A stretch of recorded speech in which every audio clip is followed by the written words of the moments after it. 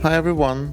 In the last video we tried to fix an ASUS board, the Prime Z590-P. That repair didn't go well. I called it that chipset, blamed it for everything, and the video got tons of comments about broken traces that were literally on camera and I just missed them. So that got me thinking, and I went back to look at this board a lot closer. And honestly, I was surprised how many problems it was hiding, not just the hub. In this video, we'll run through everything you guys spotted, plus a couple of things that were not even in the shot. We'll try to fix everything that could be stopping this board from booting, and we'll see if we actually make progress or if we're just wasting our time. But hey, it's just for the sake of the experiment, no big loss either way. Stick around to the end, it's gonna be interesting.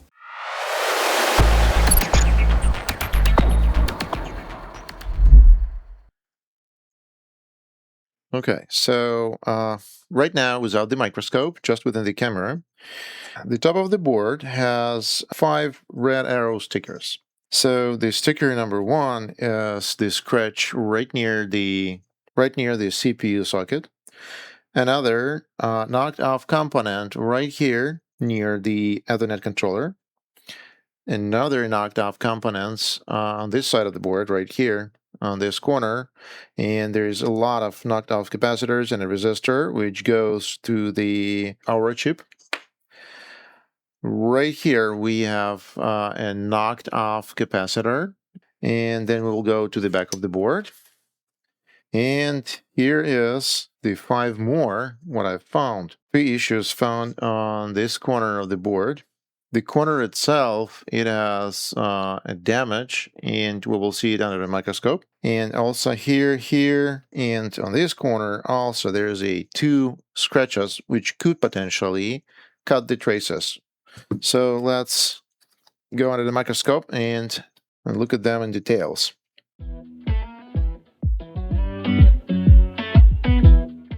This repair is brought to you by the SUGON A9 precision soldering station. They sent me this one for free to try out. The station comes with 3 different size handles and 9 tips, 3 tips for each handle. The kit fits perfectly for any fine SMD work and bigger stuff as well. It has a power of 120 watts, which hits up pretty fast, not slower than my 200 watt station. The station supports quick tips change, has 3 memory channels for temperatures, and supports calibration for the tip you're using. I will put the affiliate link in the description if you want to check it out, and I'll give my honest review as we get this repair done, so you will see it in action.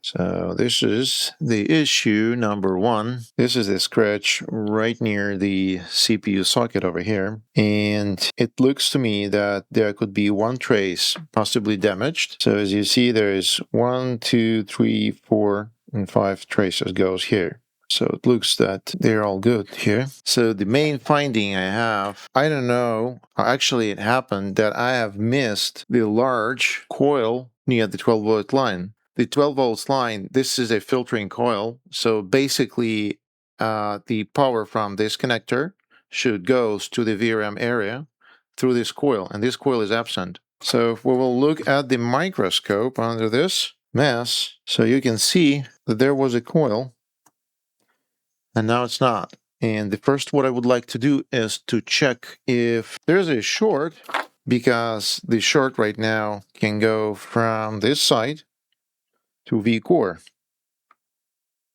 and we don't have a short. Mega ohms here, mega ohms here, and over here, mega ohms as well. There should be mega ohms as well. Okay. Another problem I have is near the Aura chip. So you see how many knocked off components right here, and if the most of the components are actually capacitors, the filtering caps. As I remember, this one is a resistor which connects the power line to our chip power pin. it means that the chip is not powered correctly and it will not work. Another problem we have on the opposite side of the board is right near the Ethernet controller. So as you see, there is a damaged resistor. To measure the resistance from here to here, we don't have any connection. This is the scratch that you have mentioned in your comments that you've seen, and I missed it. This one. Okay, we need to drill a bit. Okay.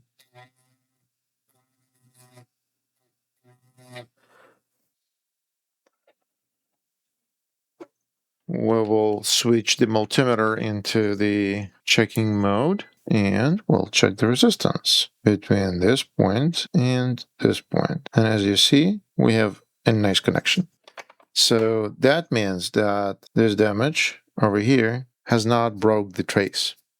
So here I found an area where the solder mask has bubbled up on the board. I have no idea how this happened. Usually these kind of things come from high heat, but where would that kind of heat even come from in this spot to bubble up the mask? I don't know. On the other side of the board right here, the CMOS battery, and that thing can't even throw a spark, let alone heat up the board. So anyway, drop your ideas in the comments on what could have caused this. Another concern is this one. So this corner, and you probably clearly see that there is a 3 layers, layer 1, layer 2, and layer 3, and here is the via, the similar like here, and it goes inside, and it is the 2 layers right now, they're shorted.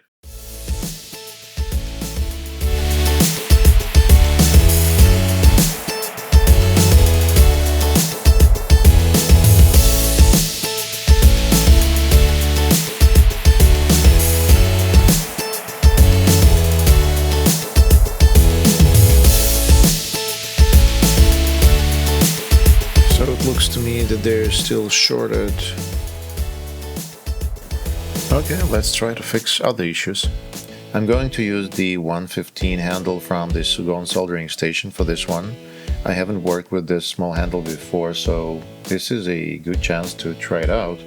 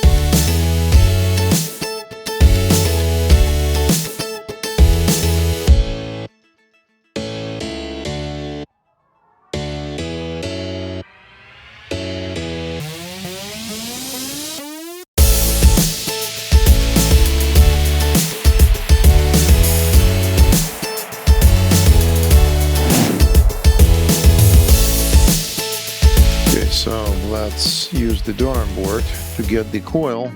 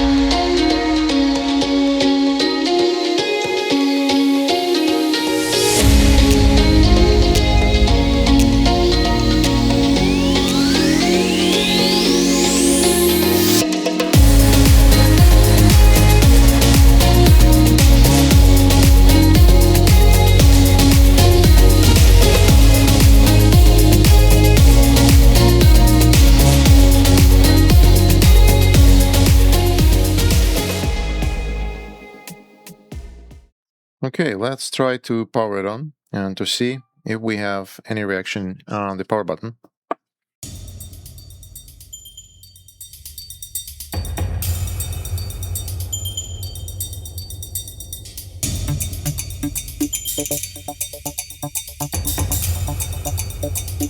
Okay, so power on, 186 milliamps. Pressing the power button, and no reaction, nothing.